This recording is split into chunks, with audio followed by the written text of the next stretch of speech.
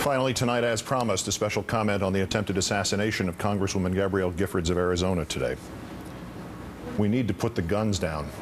Just as importantly, we need to put the gun metaphors away and permanently. Left, right, middle, politicians and citizens, sane and insane. This morning in Arizona, this age in which this country could accept the, quote, targeting of political opponents and putting bullseyes over their faces and of the dangerous blurring between political rallies and gun shows has ended. This morning in Arizona, this time of the ever-escalating, borderline ecstatic invocation of violence, in fact or in fantasy, in our political discourse, has closed. It is essential tonight not to demand revenge, but to demand justice, to insist not upon payback against those politicians and commentators who have so irresponsibly brought us to this time of domestic terrorism, but to work to change the minds of them and their supporters. Or if those minds tonight are too closed, or if those minds tonight are too unmoved, or if those minds tonight are too triumphant, to make sure by peaceful means that those politicians and commentators and supporters have no further place in our system of government. At his news conference this evening, Pima County Sheriff Clarence Dupnick took the extraordinary step of reporting not details of the crime scene alone, but rather of the political and cultural climate. I think it's time as a country we need to do a little soul searching, because I think that the vitriolic rhetoric that we hear day in and day out from the people in the radio business and some people in the TV business, and what we see on TV and how our youngsters are being raised, it may be free speech, but it does not come without consequences. Arizona has become the mecca of prejudice and bigotry. If Sarah Palin, whose website put and today scrubbed bullseye targets on 20 representatives, including Gabby Giffords, does not repudiate her own part, however tangential, in amplifying violence and violent imagery in American politics, she must be dismissed from politics. She must be repudiated by the members of her own party. And if they fail to do so, each one of them must be judged to have silently defended this tactic that today proved so awfully foretelling. And they must in turn be dismissed by the responsible members of their own party. If Jesse Kelly, whose campaign against Congresswoman Giffords included that event in which he encouraged his supporters to join him firing machine guns, does not repudiate this, does not even admit that even if it was solely indirectly or solely coincidentally, it contributed to the black cloud of violence that has enveloped our politics, he must be repudiated by Arizona's Republican Party.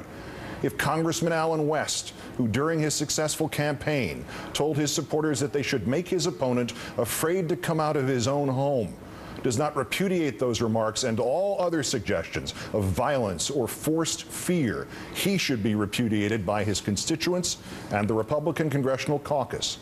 If Sharon Angle, who spoke of Second Amendment remedies, does not repudiate that remark and urge her supporters to think anew and again of the terrible reality of what her words implied, she must be repudiated by her supporters in Nevada.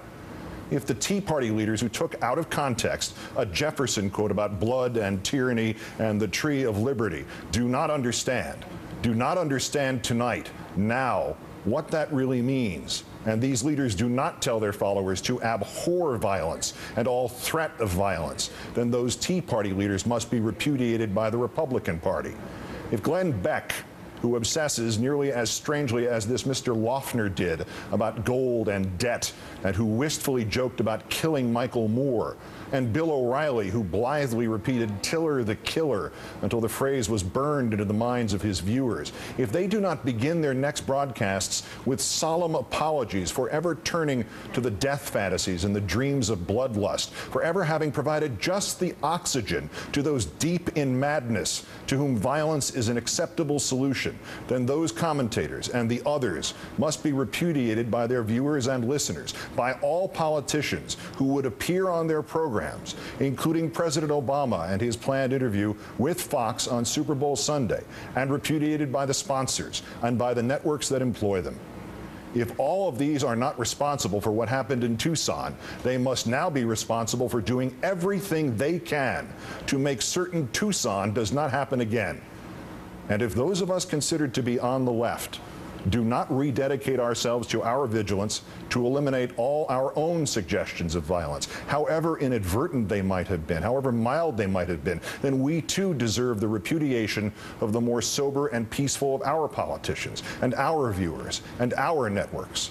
Here once, in a clumsy metaphor, I made such an unintended statement about the presidential candidacy of then Senator Clinton. It sounded as if it was a call to physical violence. It was wrong then. It is even more wrong tonight. I apologize for it again, and I urge politicians and commentators and citizens of every political conviction to use my comment as a means to recognize the insidiousness of violent imagery, that if it can go so easily and slip into the comments of one as opposed to violence as me, how easily, how pervasively, how disastrously it can slip into the already violent or deranged mind. For tonight, we stand at one of the cliched crossroads of American history. Even if the alleged terrorist Jared Lee Loughner was merely shooting into a political crowd because he wanted to shoot into a political crowd, even if he was somehow unaware who was in that crowd, we have, nevertheless, for years, been building up to a moment just like this. Despite the YouTube videos of what appears to be Loughner referring specifically to the 8th Congressional District of Arizona, Gabby Gifford's district, assume the details are coincidence. The violence is not. The rhetoric has devolved and descended past the ugly and past the threatening and past the fantastic and into the imminently murderous. We will not return to the 1850s when a pro-slavery congressman nearly beat to death an anti-slavery senator and when an anti-slavery madman cut to death with broadswords pro-slavery advocates. And we will not return to the 1960s when, with rationalizations of an insane desire for fame or of hatred or of political opposition, a president was assassinated and an ultra-conservative would-be president was shot at and paralyzed and a leader of peace was murdered on a balcony. We will not, because tonight, what Mrs. Palin and what Mr. Kelly and what Congressman West and what Ms. Engel and what Mr. Beck and what Mr. O'Reilly and what you and I must understand was that the man who fired today did not fire at a Democratic Congresswoman and her supporters. He was not just a madman incited by 1,000 daily temptations by slightly less madmen to do things they would not rationally condone. He fired today into our liberty and our rights to live and to agree or disagree in safety and in freedom from fear that our support or opposition will cost us our lives or our health or our sense of safety. The bullseye might just as well have been on Mrs. Palin or Mr. Kelly or you or me. The wrong, the horror would have been, could still be, just as real and just as unacceptable. At a time of such urgency and impact, we as Americans, conservative or liberal, should pour our hearts and souls into our politics. We should not, none of us, not Gabby Giffords, not any conservative, ever have to pour our blood. And every politician and commentator who hints otherwise, or worse still stays silent now, should have no place in our political system and should be denied that place, not by violence, but by being shunned and ignored. It is a simple pledge, it is to the point, and it is essential that every American politician and commentator and activist and partisan take it and take it now. I say it first and freely. Violence or the threat of violence has no place in our democracy, and I apologize for and repudiate any act or anything in my past that may have even inadvertently encouraged violence. Because for whatever else each of us may be, we all are Americans. Good night and good luck.